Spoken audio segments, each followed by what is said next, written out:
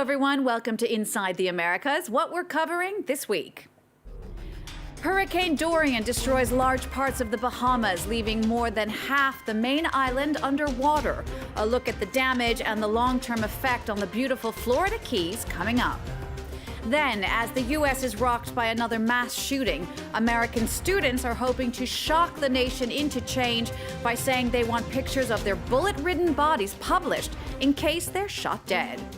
And a new attack on a local politician in Colombia is a brutal and sobering reminder that FARC guerrilla violence is not yet a thing of the past. I'm Jeannie Godula. Let's start first with a picture of the devastation that hit the Bahamas this week in the wake of Hurricane Dorian. Satellite shots show more than half of the main island underwater. Dorian was the worst hurricane the Bahamas has ever seen, and officials there are just beginning to measure the scale of the damage. That's the mud. The Mud is a shanty town in the city of Marsh Harbor. These aerial images show what's left of it. A level of destruction confirmed by the Prime Minister of the Bahamas, who said that over 60% of the city's homes had been damaged and the mud completely decimated. We are in the midst of one of the greatest national crises in our country's history. Our priority at this time is search, rescue, and recovery. Hurricane Dorian was one of the strongest Atlantic storms ever to make landfall, and the full scope of the damage is not yet known. The Red Cross estimates that as many as 13,000 homes were destroyed. The worst-hit islands were Abaco and Grand Bahama, where residents say they're just glad to be alive. It was just worse than anything I could have imagined. I went through Hurricane Matthew, which was another strong storm, and that paled in comparison. The main airports on both islands are flooded, and officials say the main hospital on Grand Bahama is unusable. UN and Red Cross officials say some 60,000 people will need food and clean drinking water. We know from what we've been seeing and hearing that this one will require the help of all persons. We will need the world to help us with this one. Members of the U.S. Coast Guard have been deployed to help search for and evacuate survivors. The number of victims is expected to rise. Hurricane Dorian also stirred up trouble along the southeastern coast of the United States. More than 1 million Americans were ordered to evacuate to stay safe. And as Florida suffered through the storm, Dorian brought more worry to the state's beautiful Florida Keys Islands. Climate change bringing both stronger hurricanes and rising waters. Colin Kinnebrew explains. The Florida Keys have long been known as a tropical paradise. But the archipelago is also one of the areas of the United States most threatened by the effects of climate change. Starting with hurricanes, which have only grown stronger in recent years. Jennifer DeMaria and her husband lost their home 2 years ago during Hurricane Irma. This is where the house was, and it was a ground level house, and it was 3 bedrooms. What was left after the storm was the left exterior wall, the right exterior wall, a chimney in the back of the house stood in the middle of it. Jennifer and her husband have moved to a property they used to run as a guest house nearby, but they're still not safe. The rising seas aren't just making the coast more vulnerable to storms. They could wipe out the Keys altogether over the coming decades. Did the beach retreat? And the answer is yes. Absolutely, yes. Significantly so. Chris Berg is an expert on coastal environments.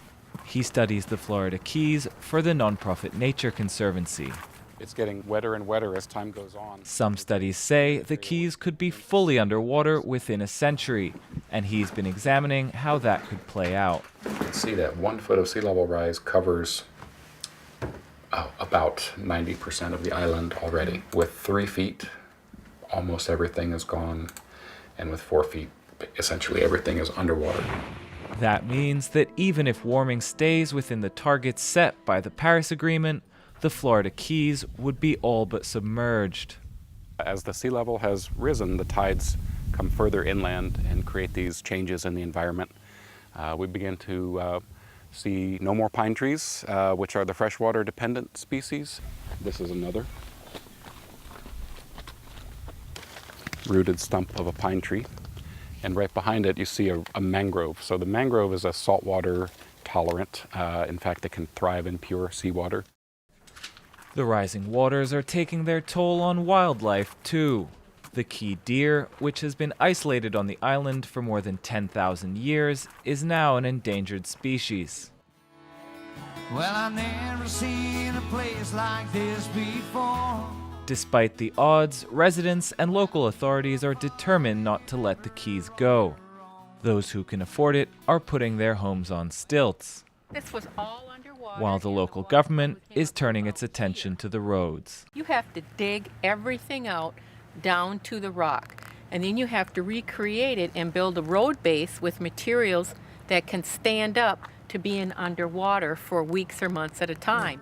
The project's price tag, $3 to $4 million.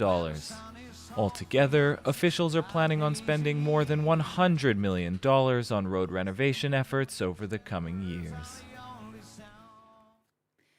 Our number of the week is a tragic one for the United States, 283. Now that's for the number of mass shootings across America this year as of September 1st. It now brings the number of shootings with more than 4 people hurt at one time to more than 1 a day. But the enormity of the problem is finally starting to provoke some change. This week, America's biggest retailer, Walmart, the site of 2 recent mass shootings, said it would stop selling ammunition for handguns and some assault-style rifles. It's also now asking customers not to bring guns into their stores, even in states that allow it. And many young Americans angry about the violence are taking a stand. They want to change attitudes toward gun control, a long-running and controversial issue in America where many believe gun ownership is a right. Kemi Nedelek reports.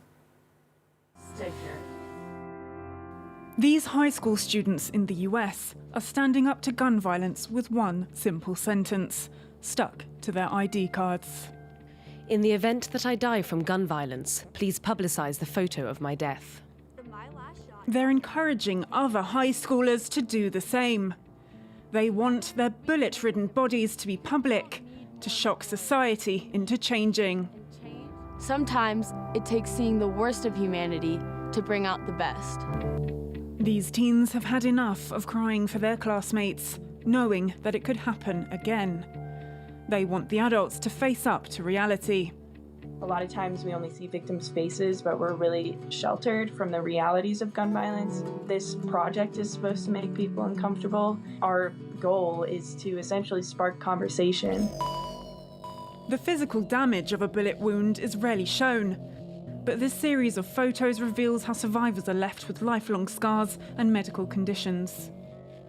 A bullet doesn't just go through your body and come out cleanly, it usually completely disforms your body. The high schoolers behind this campaign are from Columbine, infamous for a high school mass shooting in 1999 that killed 13 people. We are Generation Columbine, that's what we're called. We've grown up with lockdown drills and we've grown up with shooter drills. That's something that our parents or our grandparents or any generation before us has never had to experience. It's a generation that has been facing a steady uptick in mass shootings in schools. According to CNN, at least 177 of America's schools experienced a shooting in the past 10 years. It comes as mass shootings more generally are on the increase. Now to southwestern Colombia, where a local politician and 5 others were killed in an attack the government says was likely committed by FARC rebels. The Colombian Defense Ministry has offered a close to $44,000 reward for any information leading to the capture of those suspected of carrying out the killings.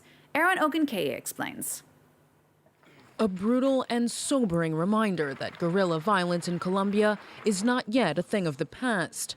On Monday, Liberal Party mayoral candidate Karina Garcia was killed in her car, along with 5 other people, including her mother. Their vehicle was traveling in the volatile Cauca province when it was ambushed.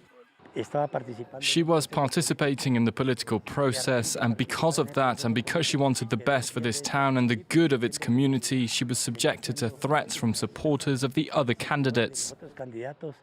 The Cauca region, which is known for drug production and trafficking routes, is also no stranger to guerrilla violence. FARC dissidents who reject the 2016 peace agreement with the government are known to operate there.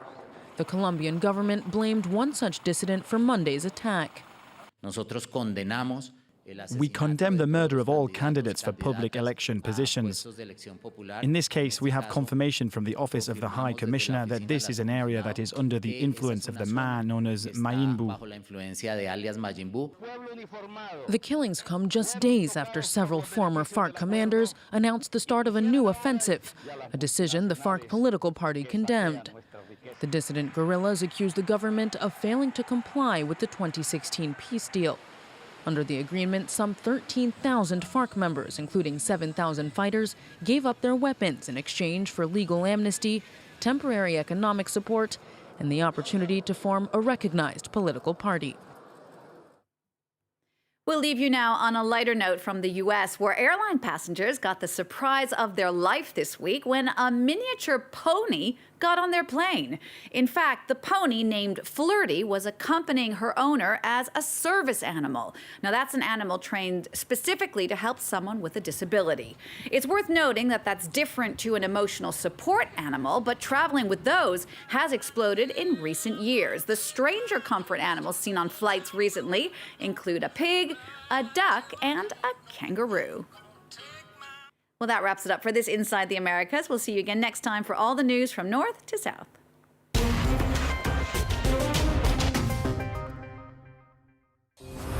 Pakistan's intellectual capital, Lahore, is known as the Pearl of Punjab.